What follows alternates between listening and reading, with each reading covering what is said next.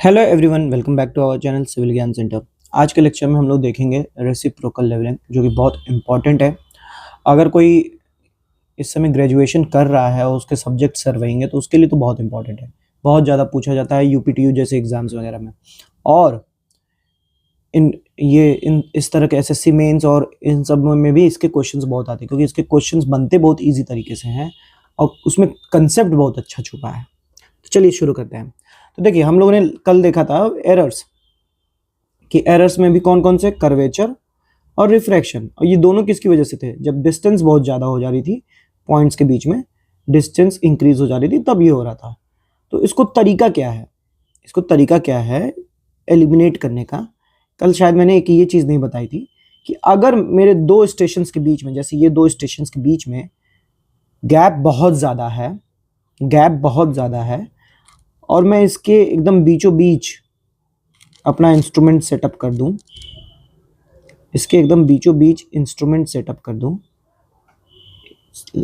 अभी भी गैप बहुत ज़्यादा है। ये समझिए कि ये बीच वाला भी जो गैप है बहुत ज़्यादा है। ये डिस्टेंस जो है ग्रेटर देन 250 मीटर है, सेम इधर भी, लेकिन ये बीचों बीच है। जो भी डिस्टेंस इधर डी है, इधर ये वो भी यही डी है। तो होगा क्या, जो एरर इधर आएगा वही एरर इधर आएगा, और हम लोग उसको एलिमिनेट, जब हाइट डिफरेंस निकालेंगे तो दोनों जगह सेम एरर, और जब सेम एरर रहेगा तो हम लोग कैंसिल आउट ईच अदर हो जाएगा हाइट डिफरेंस में, और हम लोग ट्रू हाइट डिफरेंस निकलेगा। यहां से ट्रू हाइट डिफरेंस निकलेगा। ठीक है, कब? जब हम इंस्ट्रूमेंट को बीचों बीच रख देते हैं तो हमें true height difference between 2 points मिलेंगी। ठीक है, बिटवीन 2 पॉइंट्स। ठीक है, 2 पॉइंट्स। इस केस में ए एंड बी है, लेकिन ये तभी पॉसिबल हो पा रहा है जब बीच में स्टेशन रखा पा रहा है। मान लीजिए बीच में नदी हो गई, ये केस लीजिए। अब यहां पे बीच में नदी है, कहां रखेंगे आप इंस्ट्रूमेंट? नाव पे लेके चलेंगे? नहीं, नाव पे लेके नहीं चल सकते हम लोग। तो क्या करेंगे? तो ऐसे केस में आता है हमारा रेसिप्रोकल लेवलिंग ऐसे केस के लिए बना है। ठीक है, तो बेसिक सी डेफिनेशन इसकी यही है। Reciprocal levelling is used in the case of levelling across river, या when instrument is not able to set up between 2 point at a large distance. ठीक है, तब इस केस में रेसिप्रोकल लेवलिंग होती है। तो चलिए शुरू करते हैं रेसिप्रोकल लेवलिंग में कैसे क्या कैलकुलेशन है। और एक और चीज, कल हम लोगों ने एक और चीज नहीं देखी थी, वो यहाँ पे देख लेते हैं। रेसिप्रोकल लेवलिंग को शुरू करने से पहले इसको हटाओ यहीं पे, ये बहुत इंपॉर्टेंट नहीं है। हाँ, हम लोगों ने 2 तरह के एरर्स देखे थे, कर्वेचर और रिफ्रैक्शन। एक तीसरा एरर भी है छोटा सा, लाइन ऑफ कॉलिमेशन एरर। तो अगर आपको याद हो, लाइन ऑफ कॉलिमेशन क्या था? लाइन ऑफ साइट जब हॉरिजॉन्टल होती है तो उसको लाइन ऑफ कॉलिमेशन कहते हैं। मतलब हमारा जब टेलीस्कोप हॉरिजॉन्टल है तो उसको लाइन ऑफ कॉलिमेशन कह रहे हैं। लेकिन अगर कुछ टेलीस्कोप में गड़बड़ी है, उसके अंदर के लेंस एडजस्टमेंट में कुछ गड़बड़ी है, और वो टेलीस्कोप हॉरिजॉन्टल होने पे भी हमारा लाइन ऑफ साइट हॉरिजॉन्टल नहीं है, तो उसको जो बोला जाता है, तब जो एरर आता है वो होता है लाइन ऑफ कॉलिमेशन। इसको निकालने का डायरेक्ट फॉर्मूला नहीं है, क्योंकि हमें अंदर टेलीस्कोप के माइन्यूट ऑब्जर्वेशन करने का अभी नहीं है। ठीक है, तो इसके लिए जब हम लोग रेसिप्रोकल लेवलिंग करते हैं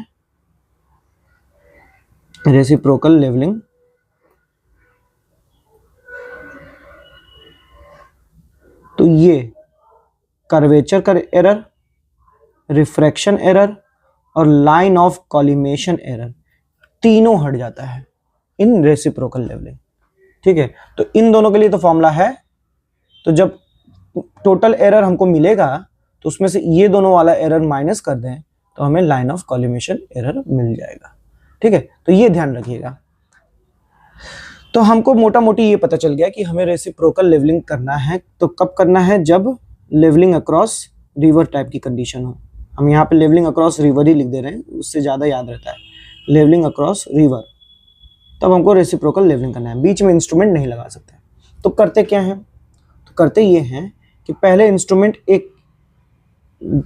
एक स्टाफ के करीब लगाएं, ये पोजीशन 1, तो इसके करीब है, इस स्टाफ ए के बहुत करीब है।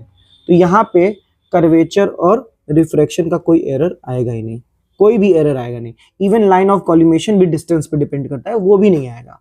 हम लोग ये मान के चलेंगे कि ये जो पॉइंट है एरर फ्री है। तो यहाँ की जो रीडिंग है दैट इज HA, ये इसमें कोई एरर नहीं है। लेकिन अब हमारा आया पॉइंट बी। पॉइंट बी में ये हमारी जो लाइन ऑफ साइट थी जो हॉरिजॉन्टल रहनी चाहिए थी, अब हॉरिजॉन्टल नहीं है। रिफ्रैक्शन और कर्वेचर की वजह से थोड़ी सी बेंड भी हो गई लाइन ऑफ साइट भी, और जो लेवल लाइन होना चाहिए वो एकदम नीचे है। तो हमारा होना चाहिए ये रीडिंग, लेकिन हमको मिल रहा है ये।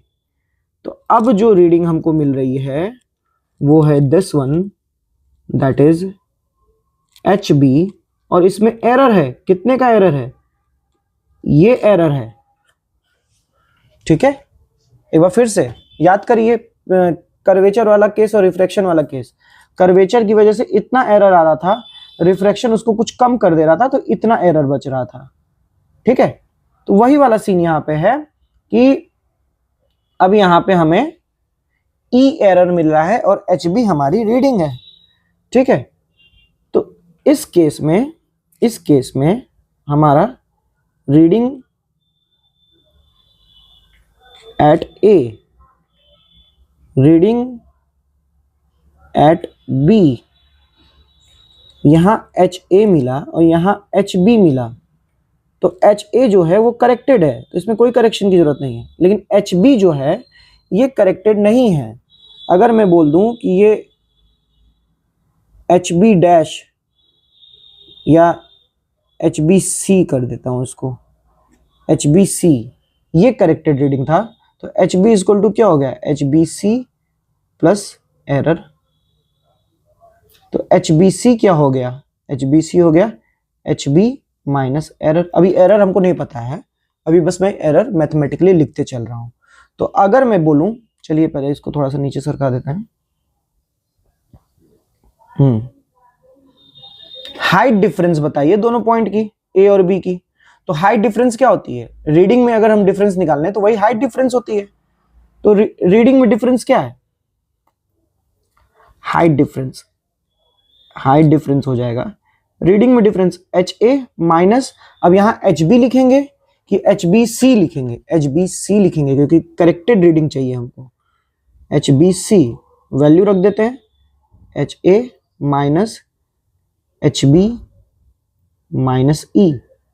Okay, HA minus HB minus E। ठीक है, फाइनल ये बन गया HA minus HB plus E। अब यहां पे हमको E नहीं पता है, तो अभी के लिए छोड़ दीजिए इसको, इक्वेशन 1।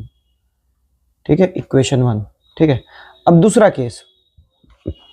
केस क्या कि इंस्ट्रूमेंट को हमने शिफ्ट कर दिया second position near to the B, second position near to the B. तो अब हमको जो यहां रीडिंग मिली होगी इसको हम मान रहे हैं HB डैश। ये करेक्टेड है क्योंकि नियर टू द बी है, डिस्टेंस बहुत कम है, तो ये करेक्टेड है।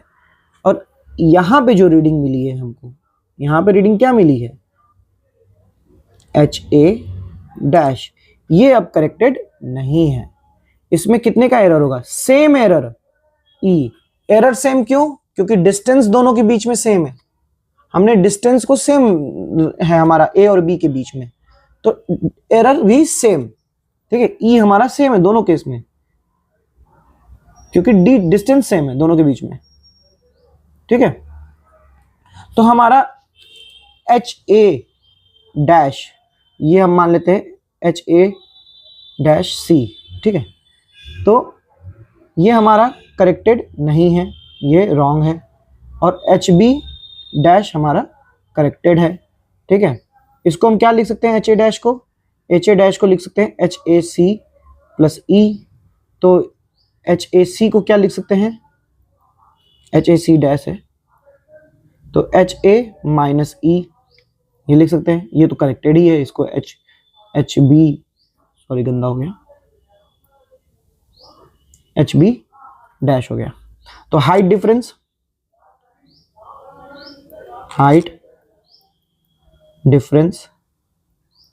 हाइट डिफरेंस क्या होगा, h equal to corrected reading h a c dash minus H B dash.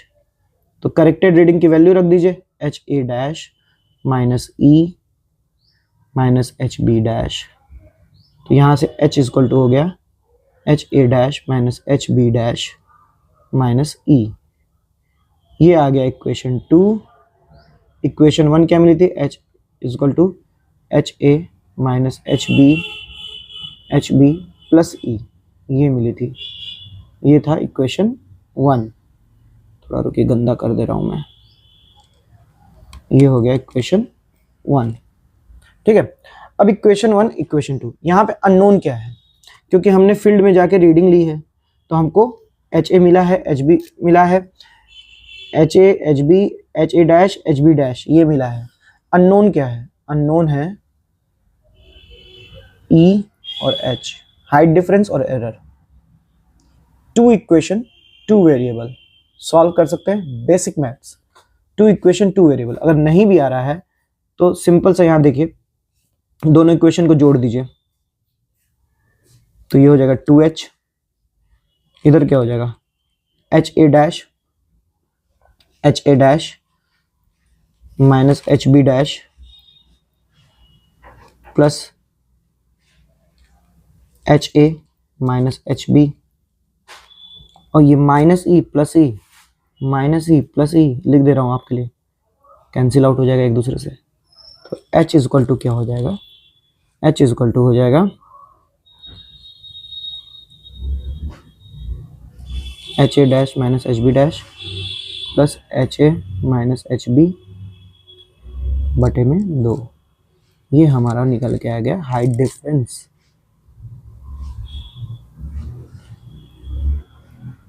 और मान लीजिए हाइट डिफरेंस नहीं, एरर पूछा है तो क्या, तो दोनों इक्वेशन को सब्सट्रैक्ट कर दीजिए। ये ऐड किए हैं, एडिंग इक्वेशन 1 एंड इक्वेशन 2। ठीक है, अगर एरर पूछा है तो सब्सट्रैक्ट कर दीजिए, सब्सट्रैक्ट इक्वेशन 1 बाय इक्वेशन 2। तो ये क्या हो जाएगा, एच कैंसिल हो जाएगा, एच कैंसिल हो जाएगा तो इधर आ जाएगा 0, इधर ई है उधर माइनस ई है तो ये हो जाएगा 2e। ठीक है, इधर एच ए माइनस एच बी है, इसको लिखिए एच ए माइनस एच बी। ठीक है, उधर माइनस होके आएगा एच ए dash minus H B dash. ठीक है, इसको उधर भेज देंगे तो ये हो जाएगा 2e equal to H A dash minus H B dash minus H A minus H B. ठीक है, e equal to H A dash minus H B dash minus H A minus H B by 2। ये हो गया error. और अगर ऐसे भी नहीं निकाल पा रहे हैं, अगर आपको समझ में आ रहा है कि ये थोड़ा टिपिकल हो रहा है, तो ये तो इजी निकल गया। दोनों बार की रीडिंग को बस जोड़ना है, सब्सट्रैक्ट करना है और फिर दोनों को जोड़ के डिवाइडेड बाई 2 करना है। ठीक है, तो हाइट डिफरेंस मिल गया आपको। हाइट डिफरेंस मिलने के बाद सबसे नेक्स्ट काम क्या है, आपको ये दोनों इक्वेशन में से कोई एक इक्वेशन याद कर लीजिए कि हाइट डिफरेंस क्या था। अगर हम नियर टू द ए वाला लें तो एच ए minus H b plus e था, तो वहाँ से एरर निकल आएगा। तो आपको इक्वेशन बना के भी कर सकते हैं, ईजिली निकल जाएगा। और यहाँ पे जो ये एरर निकलेगा, ये जो एरर ई निकलेगा, ये है e curvature e refraction plus e line of collimation. और क्वेश्चन में कभी पूछ दिया लाइन ऑफ कॉलिमेशन एरर बताओ, तो कुछ नहीं करना है, इसका हम लोग को पता है ये कंबाइंड है, ये क्या होता है 0.0673 डी स्क्वायर, तो हमको ई LOC मिल जाएगा, ठीक है, लाइन ऑफ कॉलिमेशन मिल जाएगा। सो इन दिस वे आपको सॉल्व करना है और जो पूछे वो निकाल सकते हैं। तो होप करता हूँ आपको ये समझ में आया होगा। नेक्स्ट अब मिलेंगे आपसे अगले लेक्चर में, तब तक के लिए रिवीजन करते रहें और पढ़ते रहें। धन्यवाद।